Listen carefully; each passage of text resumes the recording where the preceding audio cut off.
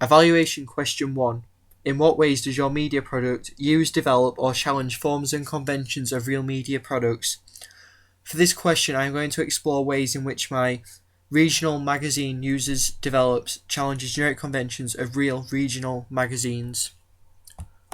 AUP is a monthly listings magazine aimed at 18 to 25-year-olds who live in Sheffield and surrounding areas.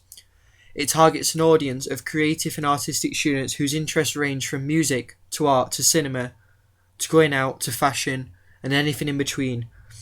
They also have a higher education level qualification because they will be studying at university, particularly Sheffield Hallam or the University of Sheffield or any local universities.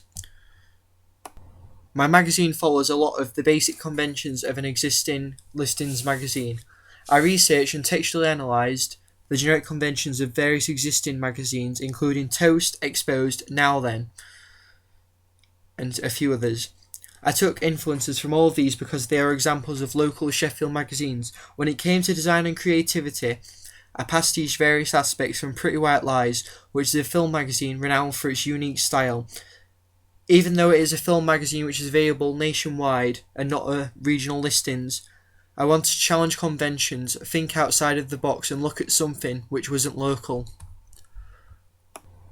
When it came to creating my magazine, I wanted to make my own and personal magazine rather than just a copy of another magazine. I took inspiration from regional magazines, but I wanted to challenge a lot of the conventions to create something new, unique and different from anything that was available on the market at that time. I will start by analysing my front cover and discuss how I developed and challenged conventions.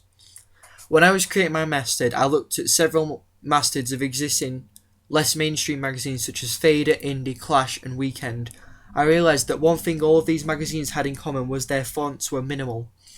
This was because the magazines relied more on their main cover image to define their style rather than the masthead. I chose the colours of red and white as they are fairly simple colours which allow my masthead to be vibrant on the cover because the image which I used was black and white. As you can see, it takes heavily influence from Q magazine. Much like the magazines I looked at, the mastheads were fairly minimalistic. However, the use of colour still draws the attention to it because it contrasts with my image. I chose AUP as my masthead name because it is a colloquial way of greeting someone in Yorkshire. Not only would it make someone feel right at home when they read it, but they'll also be able to acknowledge that this magazine is exclusive for people living in Yorkshire. The word AUP is also friendly and welcoming, which is why I chose it. It is also very similar to regional magazine Now Then, because that likewise uses a Yorkshire phrase in its masthead name, and it would appeal to my target audience because they live in Yorkshire and it is a typical Yorkshire saying. At the top right hand side I have the price and dateline, two very simple and generic conventions of any magazine.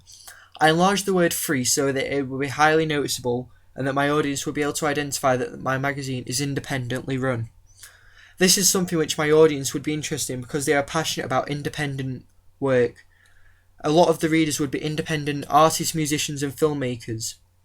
Anchored left to my cover image, I have cover lines including what content you can expect to see inside the magazine. Instead of simply writing the word plus, I switched that for a plus sign, and I coloured this red so that my audience would be able to identify this. It tells you what is inside the magazine. I have listed various local and national artists which would be well known by the people of Sheffield. I've used artists such as Pete McKee and Flem, who are both local Sheffield artists and have very unique styles of art. That also links to my magazine being arty and unique, but also special to Sheffield. Anchored to the right is my main cover lines, which is arguably one of the most generic conventions of any magazine, and this is used to introduce my main feature of my magazine, which is a brand new artist called Jack W. The reader knows this because I've juxtaposed an image of Jack with his name anchored next to him. I've used a handwritten font so that it makes it a lot more personal, but also makes it look different from all the other fonts on the page. Below his name it says, "Meet your new favourite artist." This directly targets my audience by using the word your. I have put this word in caps and underlined it so that it is a standout word from the line. My main cover line would make my reader want to know who Jack Whitworth is and why he is their new favourite artist. Seeing this would make them want to open the page and find out all about him. At the very bottom of my page is my final cover line, which is promoting the new music issue. Therefore, this communicates with my reader that this issue is predominantly music based, and it gives my audience a chance to find out about new acts on the scene. This is something which my audience would be interested in because they're always wanting to find out the newest and hottest artists before everyone else. My magazine gives them the chance to do this. Roland Barthes had a theory of anchorage, and I have used that here. Because anchored just below, I have placed the words introducing you to Yorkshire's hottest acts, which reiterates the idea of showing my audience new acts on the scene. My main cover image takes up the entire page, putting emphasis on the importance of Jack W. It is my own photography which has been manipulated in Adobe Photoshop CC 2014. To give it an artistic effect, making people want to look at it, the image itself falls into the category of an ideal self, Carl Rogers.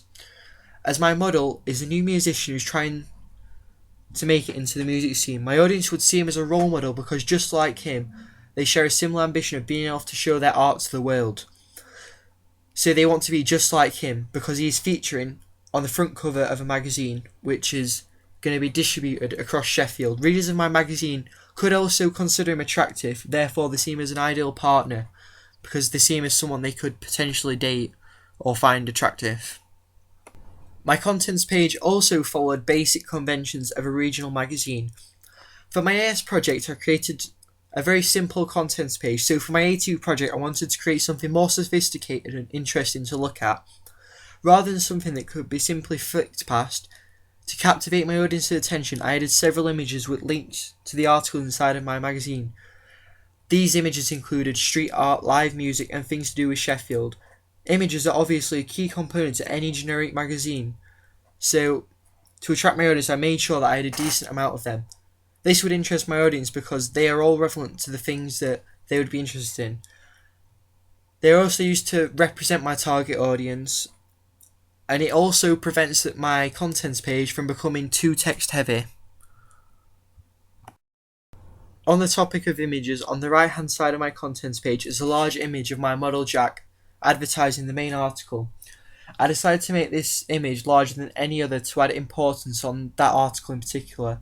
Anchored just below it is the title of the main article, Rising to Fame, which communicates to my readers the type of article it is, but also offers them a sneak peek, making them want to read on. At the very top of the page is my masthead with the word contents next to it.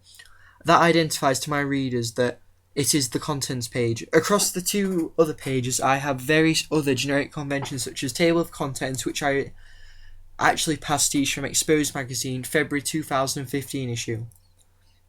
Then on the right hand side of my page is my editorial, which is fairly standard in terms of an editorial and follows generic conventions which you could expect to see in a magazine. Then below that is my magazine contact details, which is yet another generic convention. My advertisement page is also fairly standard in the sense that there isn't much to it. I looked inside various regional listing magazines at the type of advertisements and created one which you would expect to see. To represent my audience, I advertised bands and artists which they would be interested in rather than having adverts which they would rather flick past. As you can see, I have continued the house style from my front cover and DPS contents page onto this, so it still fits within the colour scheme.